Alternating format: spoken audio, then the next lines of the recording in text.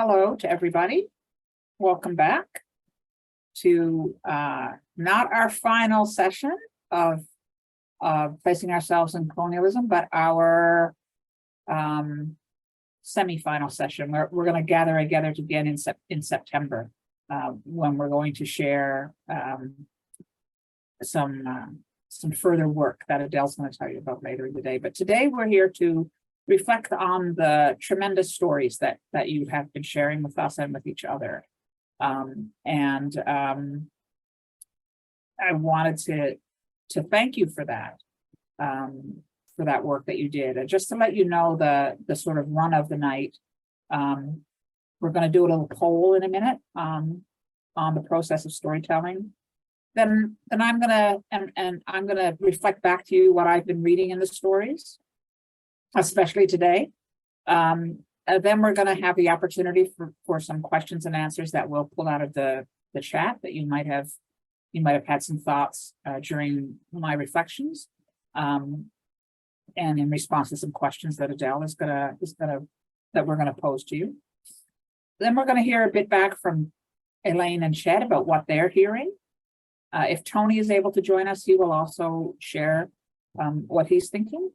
Then we're going to introduce you to what we want you to do for September, and then we're going to say goodbye for the summer. So we hope that we can get this done in under 2 hours tonight. But if the conversation takes us a little longer, and you're willing to be a part of it, then that's what we'll do. As always, I'm going to open us up with Richard Wagamese. And I thought this one was a bit appropriate for today, because you have been working. You've been working really hard. He writes, "My deal with Creator is this." Sarah, Ellen Wood can't hear me. Ellen, check your volume, because I'm not muted. Adele, can you confirm that you can hear me? Yes, I can hear you. Okay. And I'm seeing lots of thumbs up. People can hear you. Thank you. So Richard Wagamese writes, "My deal with the Creator is this. I'm dragging a sack of old worries, hurt, anger, doubt, and fear up a long hill, trying to get to the other side, to relief, to healing. Creator says, if you need a hand, I'm here. You pull and I'll push. I say, really? Creator says, I promise that I will always be there to help you. But there's a catch. I say, what's the catch? Creator says, you have to pull first." So you've been kind of pulling your stories out of yourselves, your families, resources around you this past number of weeks. So you've done your part of the deal. Now we'll see what we can do together with Creator. So thank you, first of all, to all of you who have shared your stories. For those of you who have read them, for those of you who have engaged in dialogue with each other in the forum.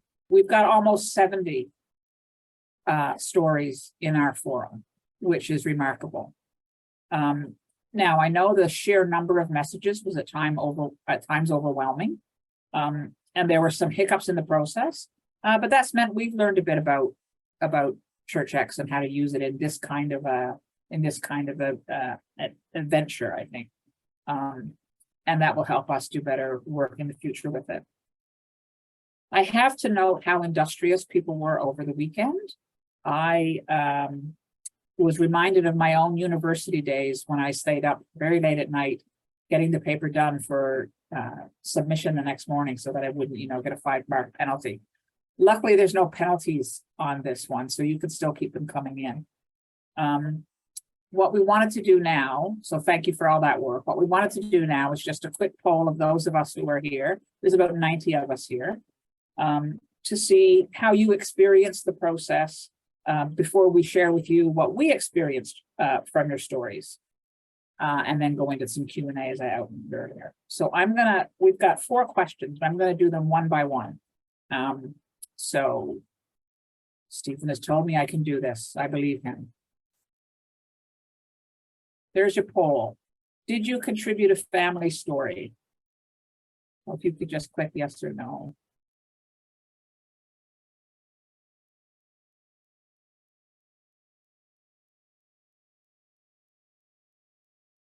So 56 to 44%, 58 to 43, we're about there.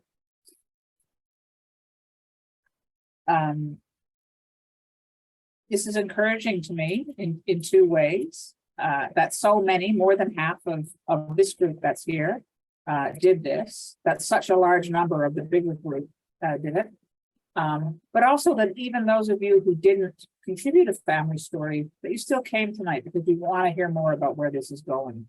So that's to me, that's a good.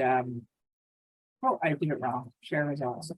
So there's the results. 58% of you did, but as I said, the other 42% of you still want to know what's happening. Next question.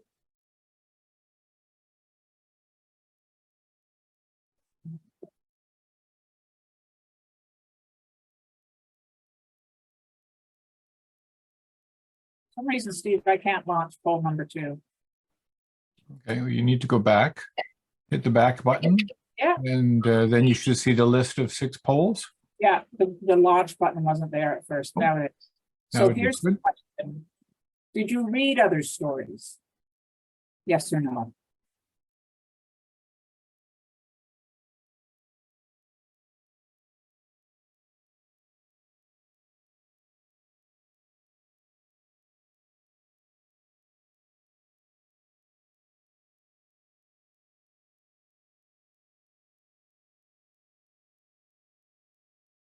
I think That's respond. Oh, That's sorry.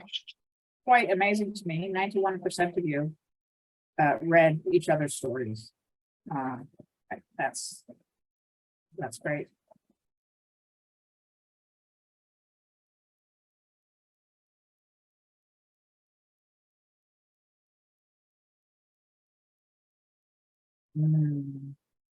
How easy was the assignment? And it goes from very easy, which no one is checking.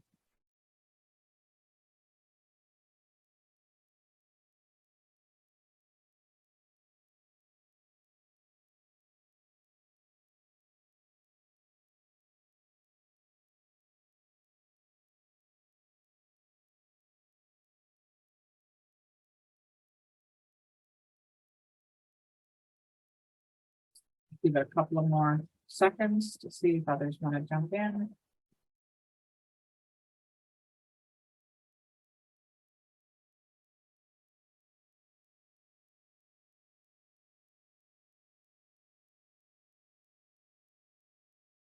So that's interesting.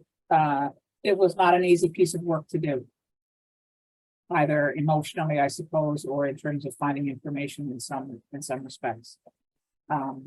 54% hard or really hard, but I'm still encouraged by how many of you stuck with it. And none of you said it was very easy, and I'm glad none of you said it was very easy, because it shouldn't be. I don't think this is meant to be hard here.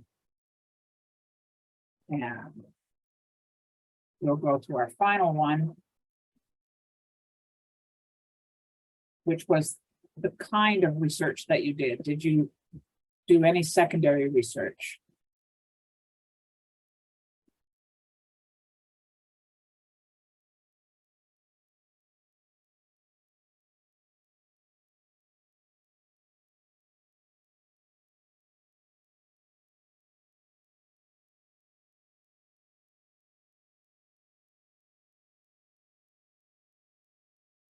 Yeah.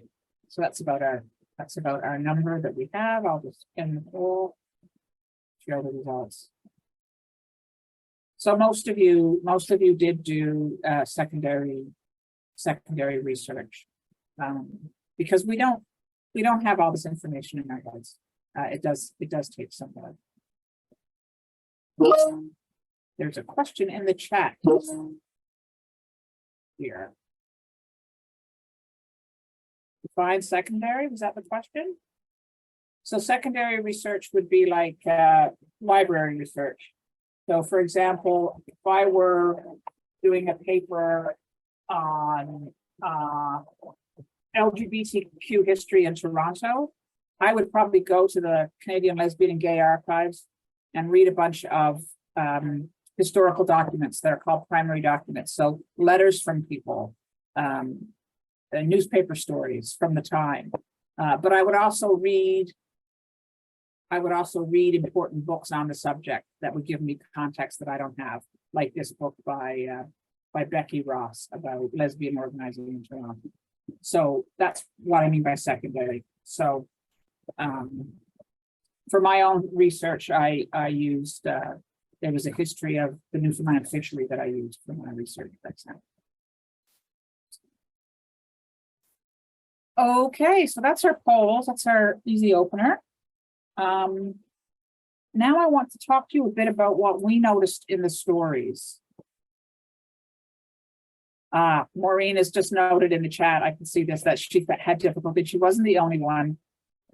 There was some difficulty interfacing with the site. It's a new technology to us, and it's a bit bumpy. So hopefully this will have helped you for future ChurchX endeavors. But if there's something really specific that you want to name, we're going to do an evaluation a little later, probably in the fall, and then you can put that stuff in there because we can all learn. So I'm going to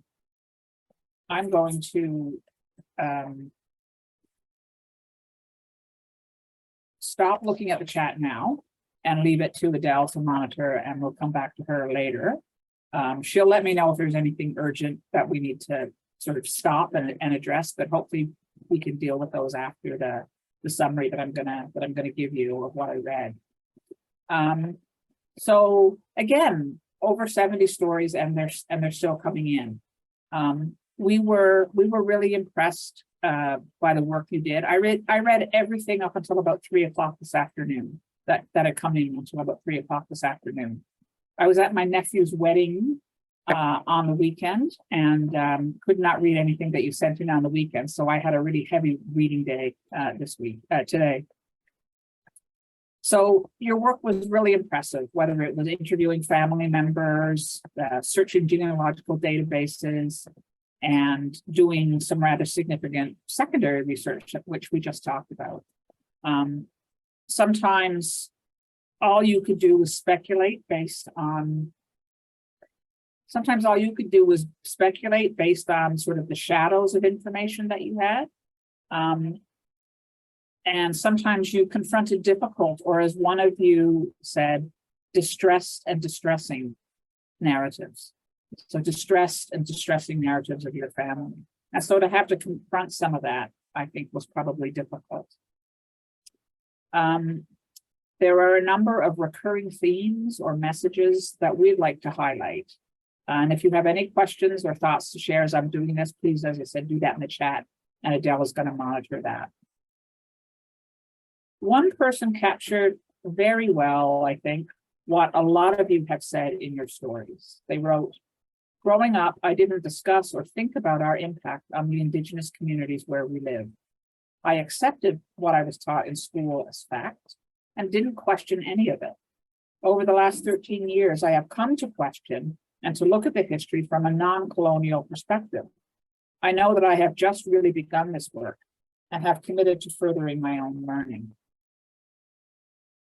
Many of you talked about relationships that you've had with Indigenous peoples growing up. So you talked about what you thought the impact of your relatives were on the lands where they settled, either eventually or serially, or right when they arrived. You talked about treaties not being honored. You talked about land being taken away. You knew that all of this happened. You knew that from research. But some of you also talked about relationships that you had later in life growing up. A couple of you had family stories of reciprocal relationships, usually based on the exchange of something, like if someone's ancestor was a nurse and she did things like remove stitches, or, took a look at a toothache, or these kinds of things. And for that kind of care, or for help that a father or grandfather might have done, there was often an exchange of some game or fish, or maybe craft work of some sort. Someone mentioned that in these exchanges they would get moccasins, and that they loved wearing these their ancestor loved wearing these moccasins to school because they were so comfortable. Some of you noted that you recognize that Indigenous people children especially, were treated differently or functionally segregated at the schools that you attended. But by the time most of you were at school, it was either the end days of residential institutions, or Indigenous children were being bused into school from a boarding home or from the reserve on a day basis. So you did see that there was segregation. You did see that they were treated differently. Some of you witnessed very, very negative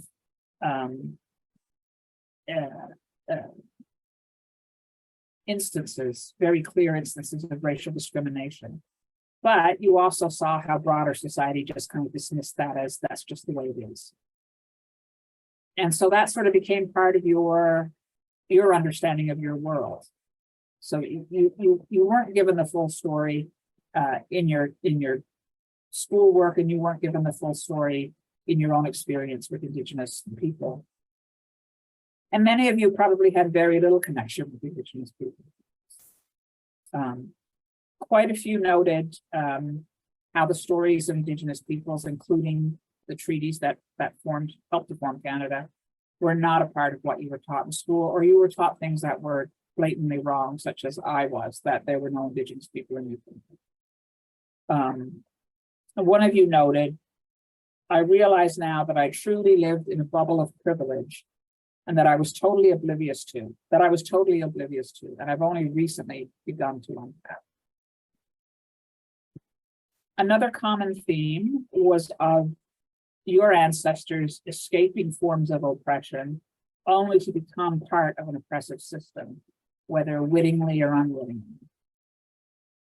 One of you said, it's ironic that each of my ancestor families was looking for the opportunity to escape hunger, hardship, grief, to have their own property and to ensure a future for their families. Little did they realize the impact on Indigenous people. And this is a common assumption we see, that we assume that our relatives didn't know what was happening. Whether that's true or not, I think is something that really needs to be interrogated. Did they know they were part of a system that was displacing people or not?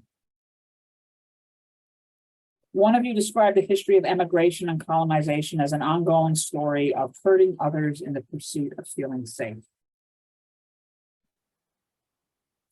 Many of you found yourselves grappling with the implications of trying to understand this unknown or unspoken piece of family history. For example, one of you has several, I'm putting this in quotation marks, Indian agents among your ancestors. And I sense that you are struggling to take in the enormity of what that means. So you knew they were involved in the selling off of land that was taken from Indigenous peoples.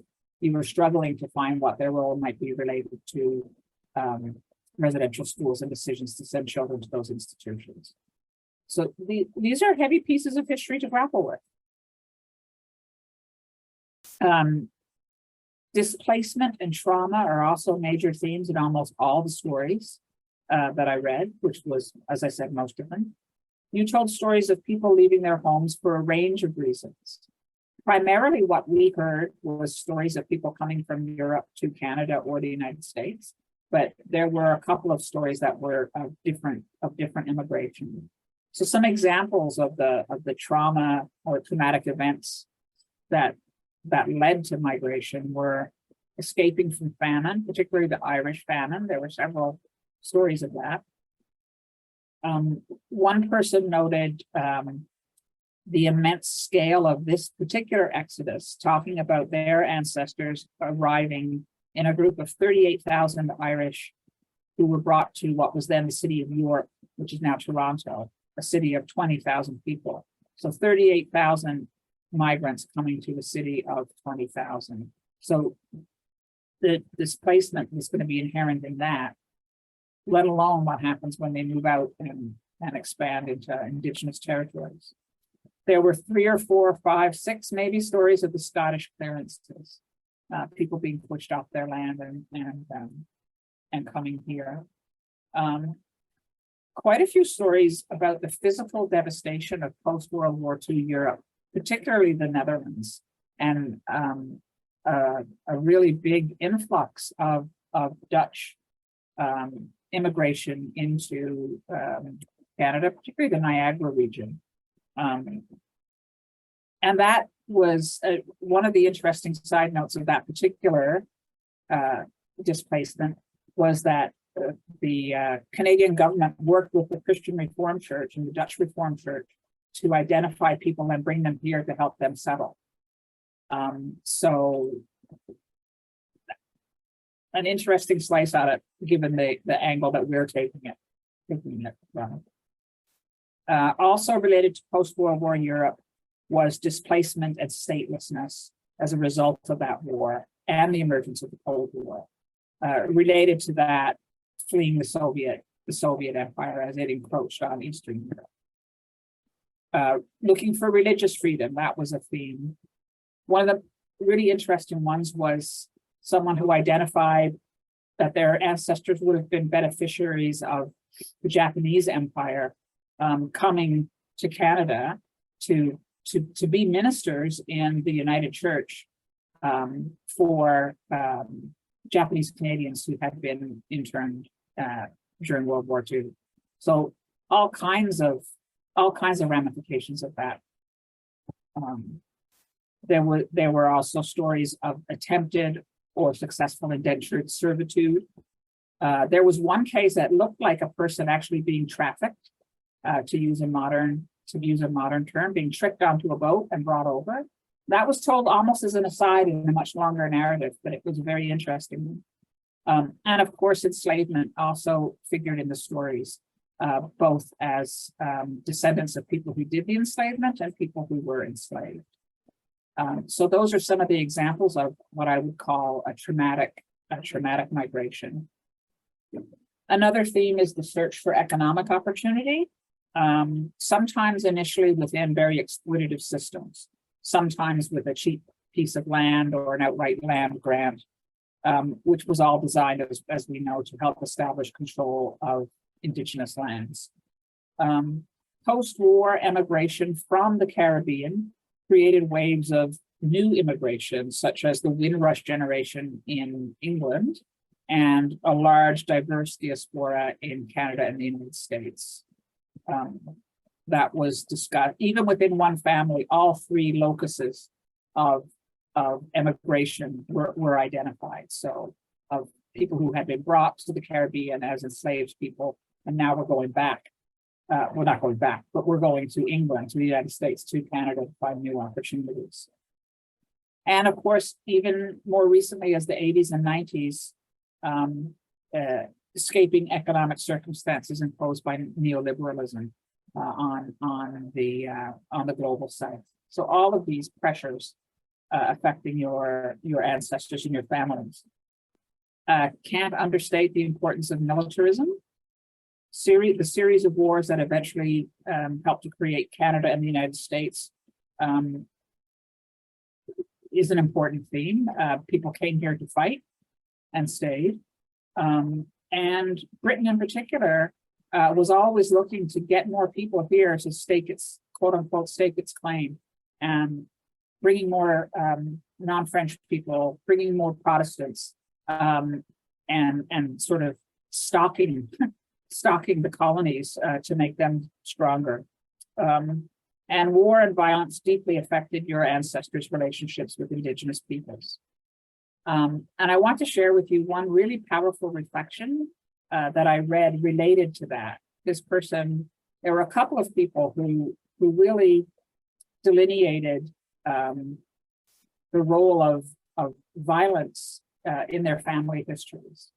One of them talked about their violent family history. That was it, you know, that was their description of it. But this person, I think, made a powerful reflection in the following. They wrote, "Why fight?" He's talking about family songlines, and one of the songlines is violent, particularly against Indigenous people in the area where they settle. Why fight? There are many contributing factors to this big question. We fought because we lost our way, because because we lack the responsibility to question the lies told by a faith sold out to empire. We fought because we failed our loving God, because we failed to see the sacredness of his image bearers, the sacredness of the other beings sharing creation, the sacredness of the lands themselves. We failed to open the eyes of our hearts to see the way these sacred things were created to work together in nourishing mutuality. So there's the beginning, we think, of more than the beginning of a really thoughtful theological reflection on where to go with your place in colonialism. And just to clarify that the author of that, Michael Young, has just clarified in the chat, it's not responsibility, it's response-ability. So just look at the chat and you'll see my place. You'll see my place. But thank you for sharing that. Most of you, I would say, some of you were like, I just don't know where to go.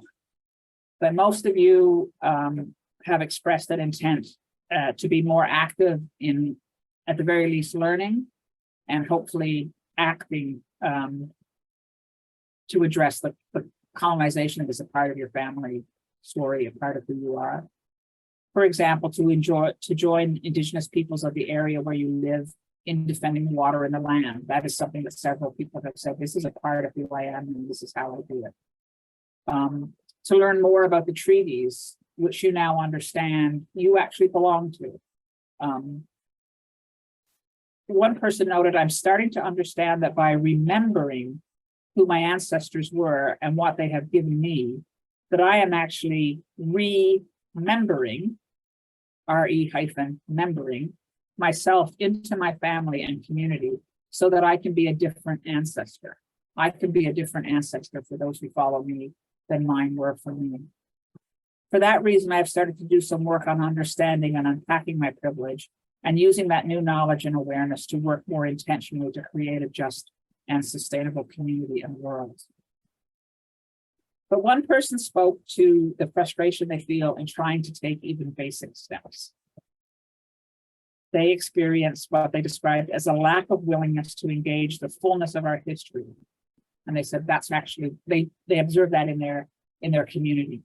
And that is why they actually signed up, to see if delving into our own settler stories might be an effective way to help my community see the need for active reconciliation. My hope would be that by seeing the trauma and hardship in our own families, that we might begin to shift some attitudes and perspectives so that maybe we can read a land acknowledgement without a significant portion of the room rolling their eyes. So how to make this meaningful, how to do this in a meaningful way. You are concerned about how to do that well. You don't want to do it in a pro forma, derivative kind of way. Like many of us here, I would like to have real relationships with Indigenous people, relationships that might lead to more meaningful participation in the struggles. At the same time, also like many of us here, I'm working and raising kids and worrying about aging parents. I'm hoping that the little I'm giving counts for something, and I fear that it doesn't count for much. I wanted to end with that comment and leave some space for you to, I know you've already put some stuff in the chat, but a few other questions I'll just throw at you if you haven't already thought of them. In addition to what you think about what we've shared, what really stood out for you or surprised you in the process? Do you have any insights into what you shared or what you read that we haven't shared here, we haven't named here? And this is maybe more for September, or leading into September, where do you want to go next? So please add anything into the chat around that you think is important, and I'll flip over to Adele to ask her to. Adele's asking me to put those questions in the chat, and I will do that in a second. She's going to begin to share with us things that she's got on her mind and that she's seen in the chat that she needs to reflect. So Adele, over to you. Great, thank you, Sarah, and thanks to everyone for your engagement and participation in this whole process. We are all very thankful to you for sharing your stories. You've shared with openness and honesty and vulnerability, and we are thankful for that. Many of you have noted that you have been reading one another's stories, and we would continue to, sorry, just a moment.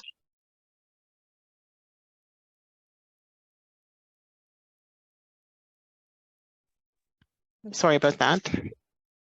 Many of you have noted in the poll and in other places and spaces that you have already been reading one another's stories.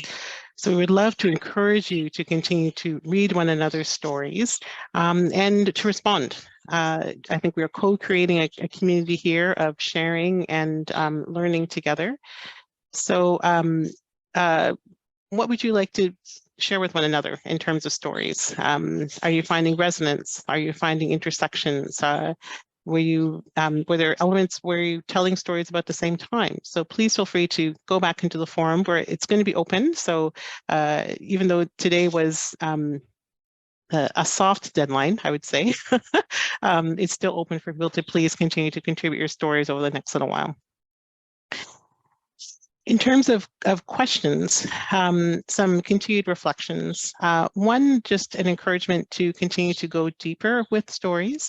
The thing about stories, and some of you have noted this either in the chat or other places and spaces, once we start telling stories, we can continue to go deeper and deeper and deeper. So if you were among the ones who shared, oh, I'm at the beginning of a process of discovery, I've just learned some new things, that's wonderful. How might we continue to go deeper?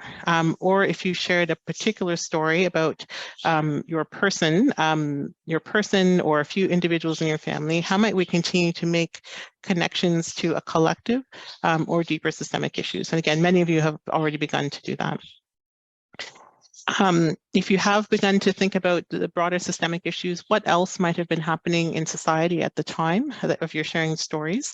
So if you've named one or two issues, what else was happening at the time? Are those opportunities for continued reflection, continued opportunities to write about? And then to start looking forward, how might we continue to reflect theologically on our stories? So knowing that we are people of stories, what does it mean to reflect theologically on our histories, our past, our present?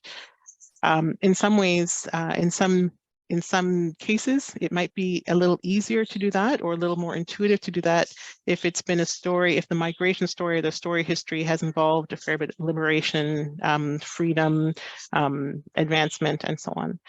But how do we continue to reflect on our stories, particularly if there's been, as noted, trauma or pain or displacement or intersecting oppressions? How do we understand God's activity in the midst of that story? How do we understand the Spirit's movement in the midst of all of that? So an encouragement is to think back on your story. How might we reflect on that theologically? What may we say to one another? What might we be saying to the church as a whole? And with that, to continue the story, almost a restoring, a story of discovery and of telling and retelling. So that might be some questions to kind of encourage us as we continue to engage over the next couple of weeks. As we noted, the forum will continue to be open and again, additional opportunities for sharing and reflecting. So I will pause there for now.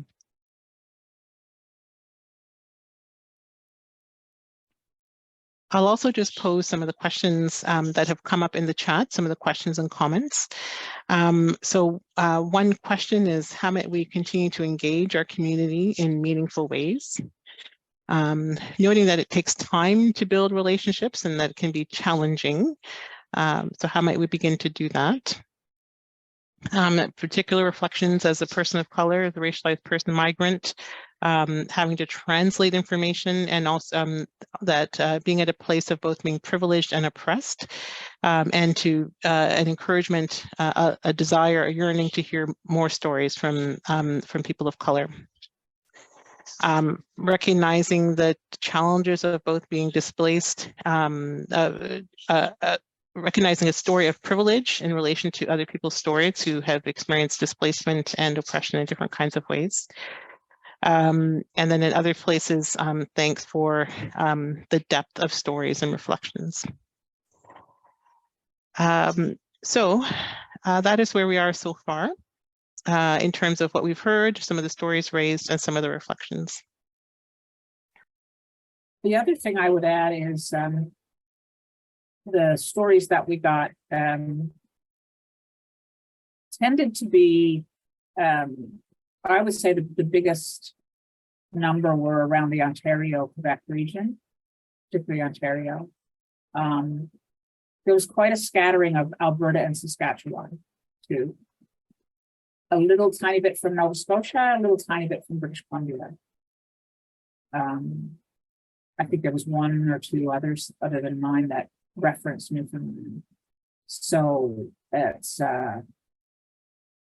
just part of the demographics of the church, I think. We are going to take a look at, I hope, at the profiles of everybody who took the course later and sort of see where people are and then kind of match up how it ended. But there is Karen's just saying hers will be from New Jersey, and there were a couple, I should say, that touched on the American colonies, later states as well. So that movement back and forth.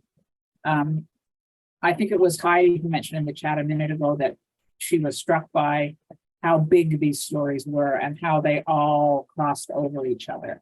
You know, I mean, that was clear from the summary, I hope, that these threads came out, but it was also different versions of the same story, you know. It was people at different levels of the colonial system, although most of them were not very high up.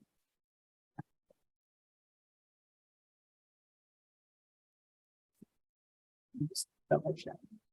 You can post the questions again. What really stood out for you or surprised you in the process? Any new insights that we haven't named? Where do you want to go next?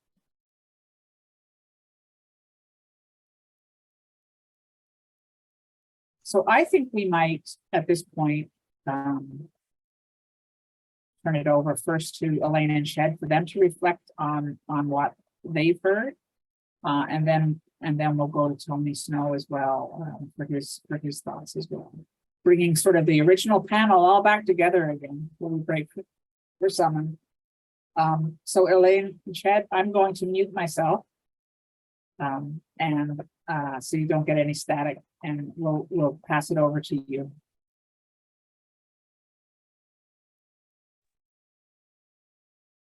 Thank you, Sarah and Adele, for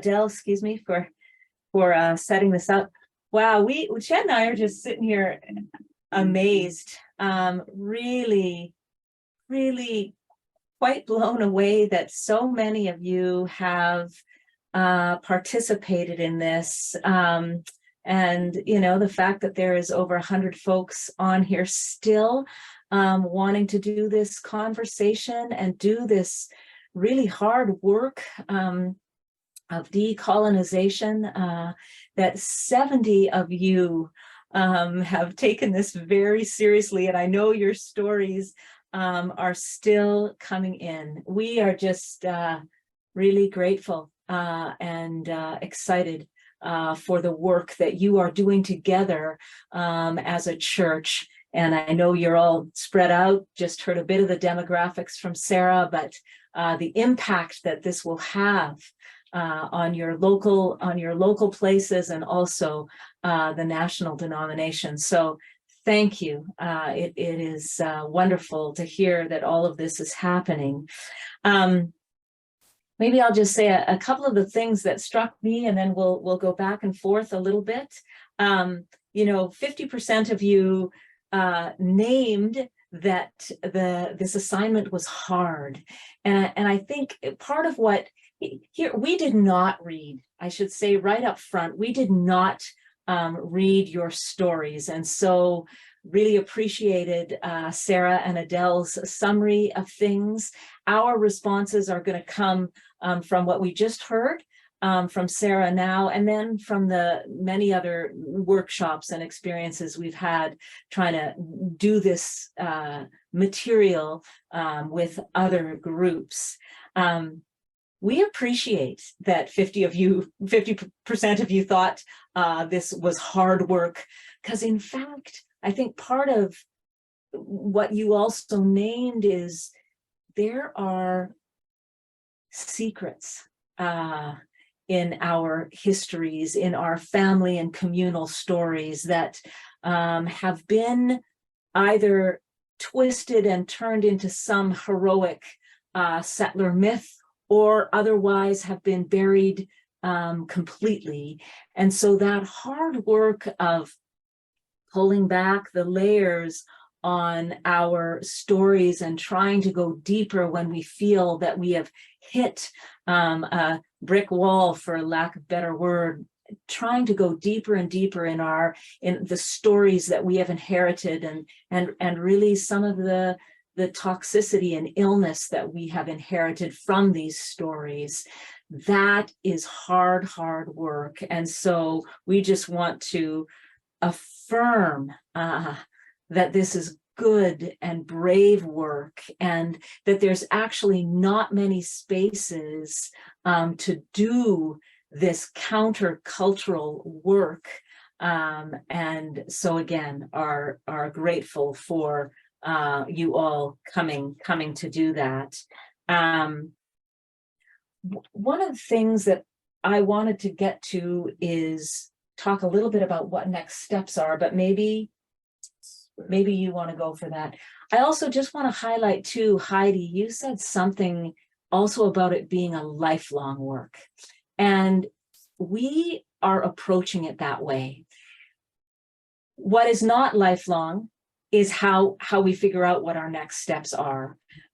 We talk about this in terms of how we take steps in reparative work and reparations, and that no step is too small, no step is too big, but the urgency that is facing us now, we have to start taking those steps, but also recognizing our reschooling of where we live and how we were raised in ignorance, or those, for those of us with white privilege, surrounded by blinders to what was happening. That is a lifetime work, as well as building relationships and working on reparations.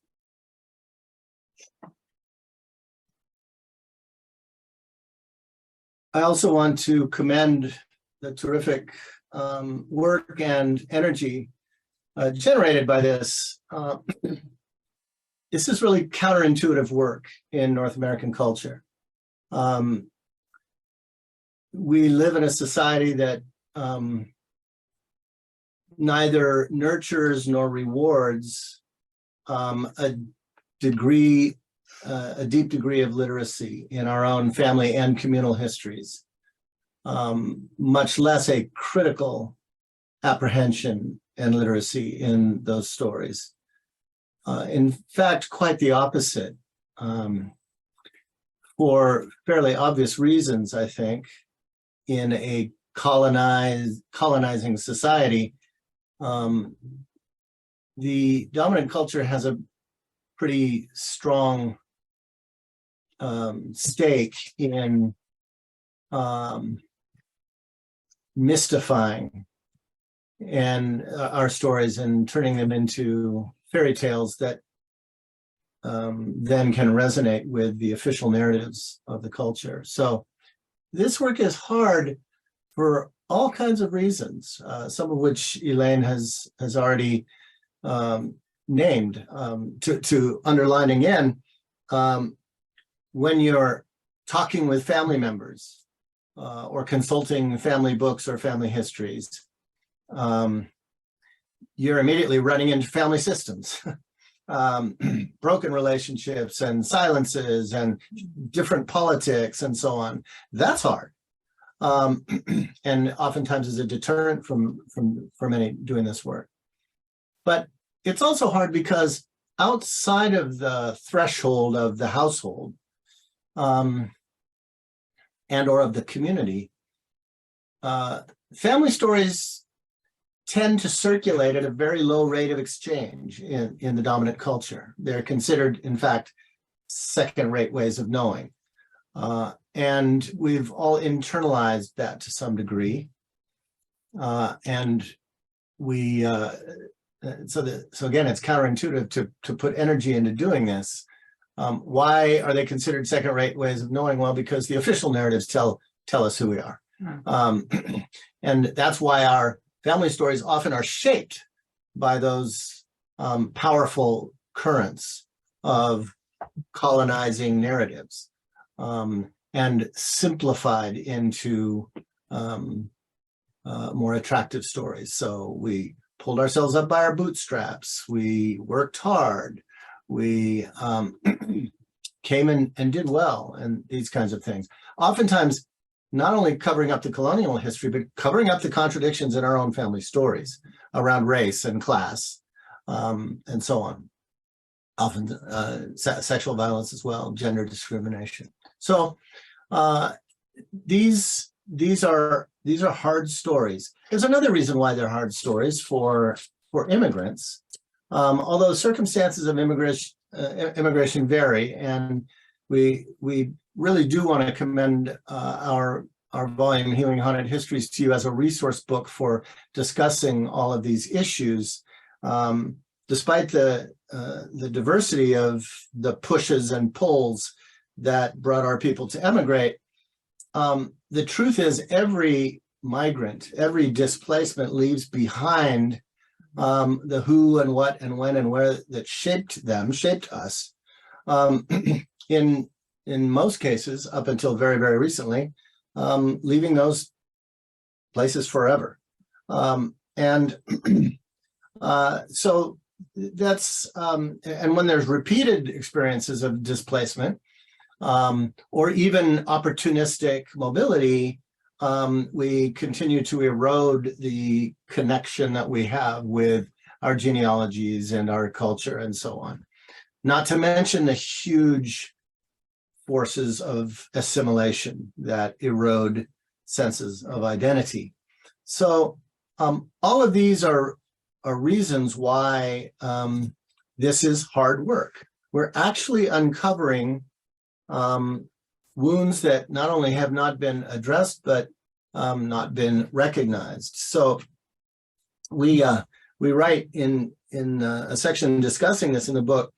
In our experience, once people start digging, asking questions of parents and older relatives, visiting places, revisiting family legends, leaning into both the tall tales and the poignant facts, assembling these fragments like potsherds, we are consistently surprised by how these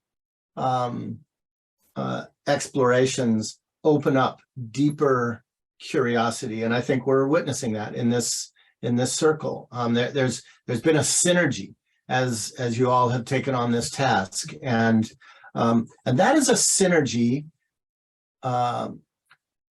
worth listening to. It's a spiritual synergy of trying to make sense of who we are in critical conversation with our colonial past and present. The work of remembering immigrant family history often feels like putting parts of ourselves back together again, even when we didn't know they were missing. So this is powerful work, and we're mindful that there's a kind of a generational majority on this Zoom of older folk. And it's not because people over 50 are the only ones interested. It is partly because you're drawing off this reflective disillusionment with the simple stories that we inherited, with the credulity with which we were educated, kind of buying the party line at school or by the 6 o'clock news. And it also takes a certain amount of determination to drown out or to screen out the background noise of a culture that is constantly bombarding us with trivial and trivializing stories that distract us from doing this more critical work. All of these are reasons why half of you immediately, your immediate response to say, yeah, this is hard work. It is hard work. It is, like all liberation work, full of struggle, which is both an inward journey and an outward journey. And so just want to join again with Elaine in commending you all for embracing this, because it is deeply spiritual work. It's an inner journey. And it is also an outward journey of decolonizing discipleship. And we are excited to see what will come. The last thing I just want to reflect on that I think will also lead us into where we're going from here is that because this is counterintuitive work, there are very few spaces, I think Elaine mentioned this, where we are encouraged and nurtured to do this work. Church can be that kind of space. It mostly has not been that kind of space, but it can be that kind of space.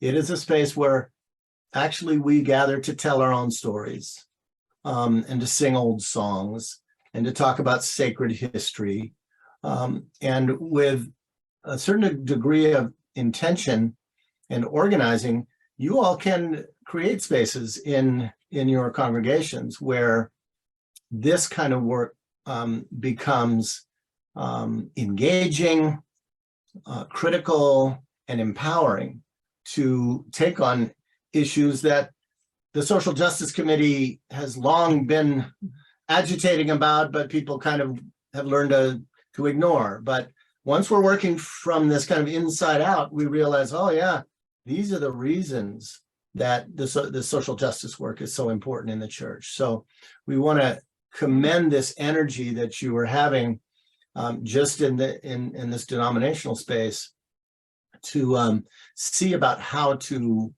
help create and sustain spaces. That's why we wrote this book, was to try to offer a resource for folk to do this work in an ongoing way as a life work of transformation. And we're really excited at that the way in which you all have just taken it on and embraced it. It's really awesome.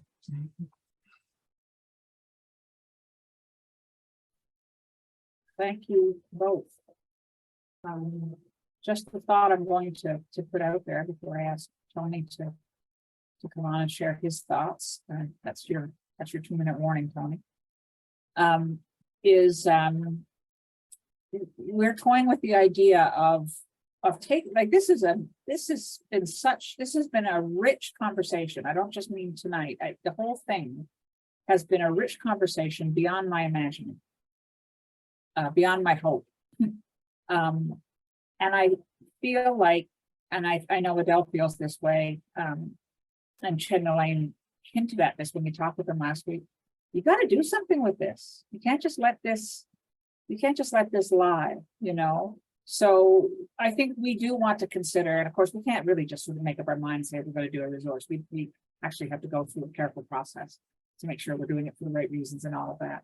But we are thinking, what is there some material we can take from this and turn it into, I don't know, a study guide or something like that congregations can use for exactly this kind of thing that Ched just mentioned about doing this work in a congregation, moving it forward. So I think we're going to have that conversation in our little task team about it, and we'll probably be coming back to you and saying, can we use some of your stories? Do you want to be attributed or not, and so on and so forth. But that will be a process that will follow through in the right way. But I'm hoping we can make a resource that more people can use to explore this. So that's just to say, look for that probably in the next year or so to be beginning to be done. Tony, do you have any thoughts you want to share with us on the process that we've been through? I know you're just putting something in the chat right now, but it would be great if you could come on mic. Things that we were kind of abutting as we do this is we see in a number of, because we have an election here in Alberta, that we start to see a lot of the repercussions of this, the efforts to cover over and hide who we are and how we exist to get along, how we muzzle ourselves into a complicity and a niceness that gives us a separate identity from who we are. So we're doing physical lateral violence upon ourselves in order to fit in order to take on some of the things that we hear. And so hearing from in the United States, a lot of different sort of aspects of that type of pastoral care that is linked to a denialism around sort of woke identities and that sort of thing, or incredulity or shame around that, some way in which people are feeling besmirched or some other way of being implicated into something that they don't feel that they're part of. And so what this is doing, and I think in a very positive way, is to do what I put into the chat. Your histories tell you who you are. In our way, we would say your elders tell you who you are. Your family tells you who you are, tell you what the legacy of your people is. And it is from here that we begin from confronting and contending with our placeness, our bodies in this space and what we are doing here. We often don't question that. We often think that if we walk into a space, someone else is doing something, we'll just go along with the flow and we'll fit in and things will be fine. And we see that over and over again as this presumption of privilege or of a way of being that cannot be questioned. And so we're doing what others are doing. We're giving that cover to ourselves. And in this process, what we're talking about is putting a spotlight on ourselves, naming our forebearers, naming their advantages, and naming where that exists for us today. So there's a tie-in to this that's not merely sort of a narcissistic look upon ourselves and our past or history, maybe some, as often pointed out, some important relative or this or that tie into royalty and all this sort of thing, trying to look for the best way to present ourselves. It is in this idea of settler societies. I always go back to what Reverend Ivy Chuan of Cranbrook United Church, we had a conversation talking about Canadians, talking about when he was growing up as from the Barun tribe in Taiwan, and how when the Chinese people came, they presented themselves as people from China. And this was different from Ivi's tribe, which was an indigenous tribe, and they would always call themselves the people. And all indigenous people tend to call themselves the people or the human beings, or those that are sort of the culmination of that relationship with God that get identified in a particular way.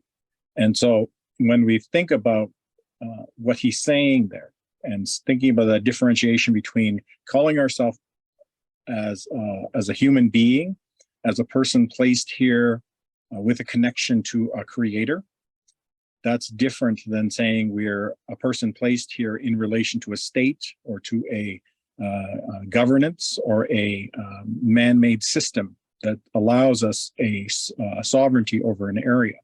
And so it's a human-made construction versus an other more spiritual and I think deeper way of understanding our relationship that is embedded in creation, that is embedded in God, that is embedded in our spiritual understanding.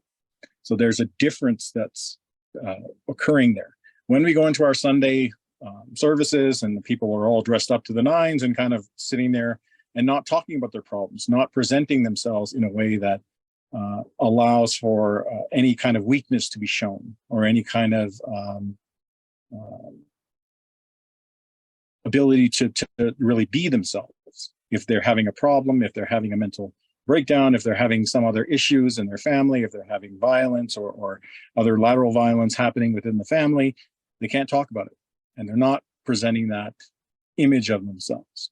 They're presenting something that is manufactured to be in line with what everyone else is doing. And so in that way, we've covered over, we've hidden a lot of our misery, we've hidden the injustices that have occurred within our family histories. We've hidden a lot of that exclusion that we've felt in order to fall in line and to benefit from the way that things are. So this is often why it's very important in this work that we're doing that we start to acknowledge that and start to acknowledge how this is part of our reconciliation, because we reconcile with ourselves, our bodies, our histories, our past into a new way of being that is fully cognizant and aware and clear-eyed about where we come from and what we're doing here and the relationships that come out of that. Because it's only when we have that sort of centering that we can then step into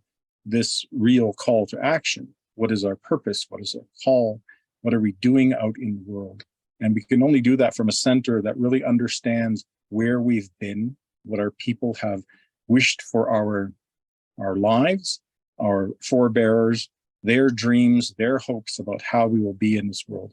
And that links us to that identity that is being formed that is not necessarily Canadian or not necessarily of a particular group or a particular way to fall in line, but it is this sense of being a community. So when we talk about Indigenous people being of the people or the people, and practicing that in a way in our communities, in a way that in a healthy community, in a way that is helping and supporting one another, doing our ceremonies for one another, praying for one another, doing these acts that are linking us and creating dependencies upon us that help us to nurture forward in a mind of community, that we are not merely alone in this world. We are not merely God's creation and that's it.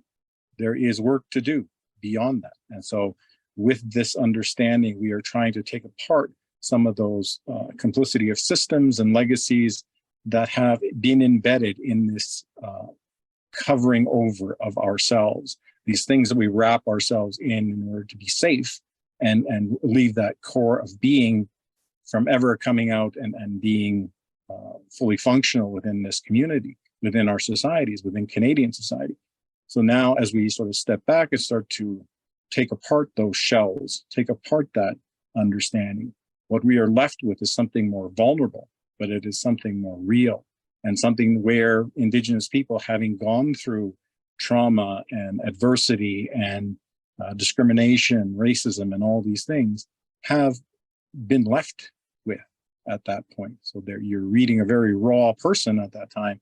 It's important that we have that authenticity of our own rawness to meet and to begin to build in a productive way that doesn't just turn aside and deny things are happening, or seem that the stories are incredible and unbelievable, and or that we're cowered into a shame for the system that we are owning at that point. So it's trying to bring us out of those shells and to bring us into a way where we are fully fledged, fully enfleshed human beings that can be productive, that aren't linked or aren't dependent on systems that are around us, but can find new ways of being together that may help to heal some of the damage of the past. So that's kind of what I'm hearing, and that's kind of what I'm hoping that in a future sort of understanding that we will not only find ourselves within this, but we will find our purpose and what that means for our future, especially within the United Church, especially within this call for reconciliation and the work, the reason why we're doing this. So thanks. Thank you, Tony. Thank you so much. Tony, there's a question for you in the chat, if you're willing to engage the question. And the question is, would you have any advice to people who maybe don't like their family, don't like who their family says that they are and intend to tell their kids something different about who they are. Would you have any thoughts or reflections on that question? Sure, I think we have that a lot in our communities. I think we have a lot of that in the way that we are sort of that formation, and whether or not that is true to our particular family unit, especially I think about Indigenous family units and how a lot of them have been colonized or assimilated into particular ways of thinking, and so maybe deny something like LGBTQ or two-spirit identities or some other ways that those histories are glossed over, forgotten, and erased. And so it's important that we not merely look at, I think, the family, but what the community is telling you. And to me, it's like what your elders are telling you, but how do you recognize a structural way in a non-Indigenous society that says, these are the values that I'm living in, and these are the connections that I uphold and honor, and how we then utilize these current ways of being that can be recognized in light of that. So it's trying to create a shift in our process, in our being, in our building of community, so that we are very much like what the United Church has done. And I think that was a very important statement from our hosts, that the ways in which we are living that out can be found within a religious practice that is highlighting and working towards a nurture and a healing, as opposed to reinforcing bias or other types of things. And I think that the more that we work towards that collectively, or the more that we're building a new kind of community. So at the end of this, to hopefully have a different United Church that is an integrated and multiracial and has different identities and is comfortable in that space, because that's what we want our communities to be.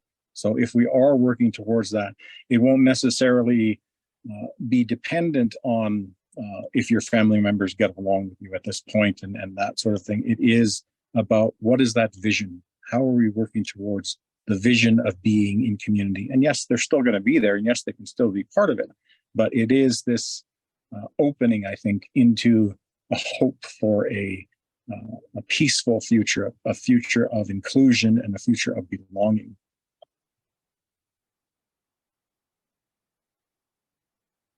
Thank you, Tony, very much for your presence with us through the whole.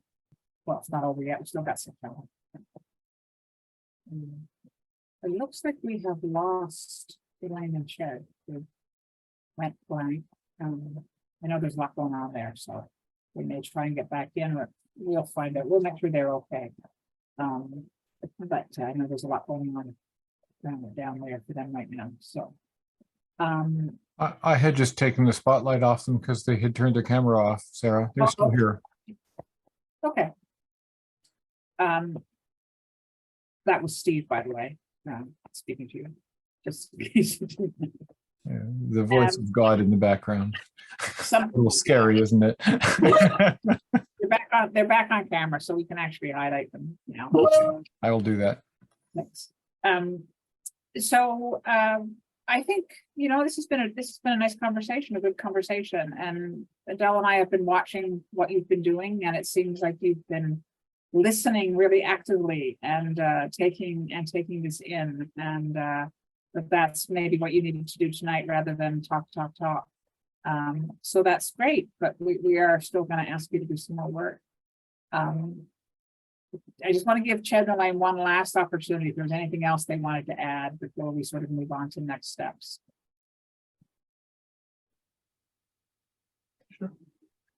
Thank you. Oh, Tony, I so appreciated your words, and many things stuck out. But one of them that I want to reiterate again, in the writing of this book, sometimes workshopping it with folks, people have got so excited, involved. They've gone so deep in their family history. And then the energy to do part 2 of the book, which is all about the reschooling of who we are and whose land we are on and whose responsibility, what is our responsibility to being on this land, guests on this land. And so I'm quoting you here, I hope. This is not only about finding ourselves, but about finding our purpose. And that really resonated with me, Tony. And just what is our work? And when I say our, I'm speaking from my Chad's perspective, white European settler descendants. Decolonization, doing my work around decolonization is the purpose. And that is certainly the purpose of writing this book. What I do want to point folks to is the question of, what are next steps? Chapter 8 tries to outline, we talk about it in terms of the 4 R's of restorative solidarity, but how we do this reschooling work, which you all on this call are well down the road of doing. And I'm sure you're doing all of these pieces, but we've talked about tonight, folks have mentioned, how do we build relationships? I think, Sarah, you mentioned this, that are authentic so that we can take the next steps of being in real relationship that can hold all of the complexities that we bring and that those who we want to be in relationship with, Indigenous folks, bring.